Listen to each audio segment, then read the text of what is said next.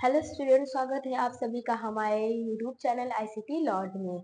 Students, आज की class में हम लोग टैली ERP9 सॉफ्टवेयर के बारे में पढ़ाने जा रहे हैं, जिसमें हम लोग टैली सॉफ्टवेयर और अकाउंटिंग के बारे में पढ़ेंगे कि टैली सॉफ्टवेयर क्या है, इसका क्या यूज है और कहाँ यूज होता है। चलिए सबसे पहले हम लोग पढ़ते हैं कि टैली सॉफ्टवेयर क्या है। टैली सॉफ्टवेयर एक फाइनेंशियल अकाउंटिंग सॉफ्टवेयर पैकेज है और ये कंप्लीट बिजनेस अकाउंटिंग और इन्वेंट्री मैनेजमेंट सॉफ्टवेयर होता है।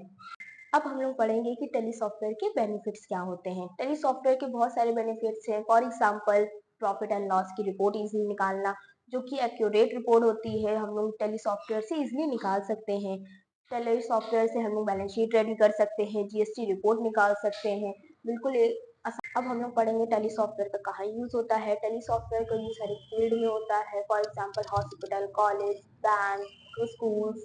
इसके अलावा कई सारी फील्ड्स होती है जहाँ टैली सॉफ्टवेयर का यूज होता है और टैली की वजह से इनके accounting work, calculation work easily तरीके से हो जाते हैं। ऐसे ही टैली का यूज हम लोग 100 से ज्यादा कंट्रियों में यूज होता है। अब मैं आपको अकाउंट्स के बारे में बताऊंगी। अकाउंट्स हमारे 3 टाइप्स के होते हैं: रियल अकाउंट, पर्सनल अकाउंट और नॉमिनल अकाउंट। सबसे पहले रियल अकाउंट क्या होता है। रियल अकाउंट हमारे संपत्ति और अधिकारों से जुड़े खाते को कहा जाता है, जैसे बिल्डिंग अकाउंट और कैश अकाउंट। ये सारे हमारे रियल अकाउंट होते हैं। पर्सनल अकाउंट से आशय उस अकाउंट से है जिसमें किसी पर्सन, कंपनी, कॉरपोरेशन आदि से संबंधित व्यवहारों द्वारा खोले जाते हैं, जैसे Ramesh and company, Jain and company, Puneet Rastogi. ये सारे हमारे पर्सनल अकाउंट कहलाएंगे। नॉमिनल अकाउंट, सभी एक्सपेंसेस और इनकम अकाउंट हमारे नॉमिनल अकाउंट कहलाते हैं, जैसे salary account, discount account, interest account. ये सारे हमारे नॉमिनल अकाउंट होते हैं। इंट्रोडक्शन के बारे में बात करेंगे। टैली के बेसिक इंट्रोडक्शन में सबसे पहले वर्जन आता है। वर्जन टैली का सबसे पहला वर्जन 4.5 था, 5.4, फिर 6.3। किसी न किसी डिफ़ॉल्ट की वजह से ये वर्जन अपडेट होते रहे। लेटेस्ट वर्जन जो है वो हमारा टैली ERP 9.0 है। टैली ERP 9.0 का फुल फॉर्म क्या होता है? टैली ERP 9 का full form tally enterprise resource planning होता है। हमारी जो टैली थी वो इस्टेब्लिश्ड कब हुई थी? वो 1986 में हुई थी। सिस्टम, हमारा जो टैली सिस्टम होता है वो सिस्टम कौन सा होता है? डबल एंट्री सिस्टम होता है। डबल एंट्री सिस्टम हमारा मतलब हमारा लेनदार और देनदार दोनों के बारे में बात की जाती है। अब यहाँ पे फाइनेंशियल ईयर शो हो रहा है। फाइनेंशियल ईयर क्या होता है?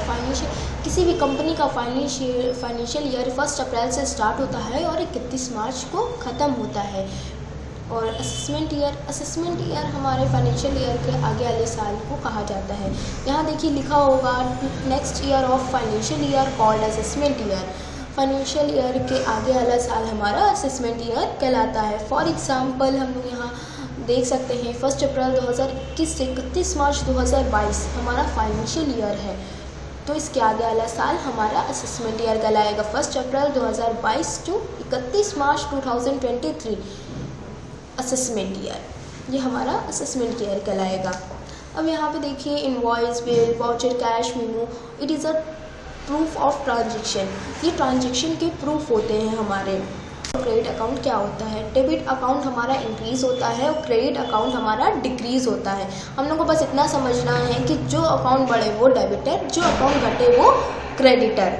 जब तक हम लोग इन रूल्स को अच्छे से नहीं पढ़ेंगे तो हम अपने टैली सॉफ्टवेयर पे वर्क नहीं कर पाएंगे। यहाँ पे सबसे पहला रूल्स रिसीव करने वाला डेबिटर होता है। मैंने बताया आपको जो अकाउंट इंक्रीज़ होगा वो हम डेबिट अकाउंट होता है।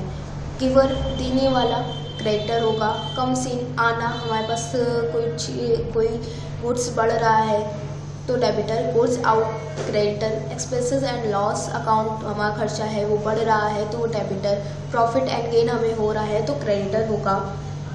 परचेज़, किसी गुड्स को हम लोग परचेज़ कर रहे हैं तो हमारा अकाउंट डेबिटर होता है। किसी गुड्स को हम लोग सेल कर रहे हैं तो हमारा अकाउंट क्रेडिट होगा।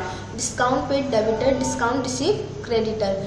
डेप्रिसिएशन, अब डेप्रिसिएशन क्या होता है? डेप्रिसिएशन मीन्स हास, किसी गुड्स की वैल्यू समय के साथ गिर जाना, हमारा जो अकाउंट होगा इसमें वो डेबिटर होगा।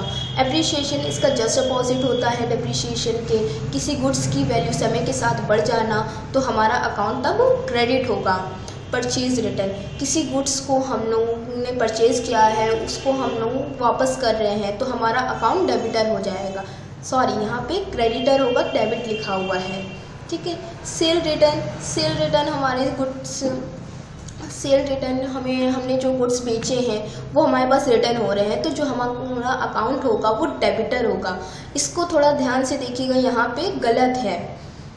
कमीशन पेड अकाउंट हमारा डेबिटर होता है, कमीशन रिसीव हमारा क्रेडिट होता है।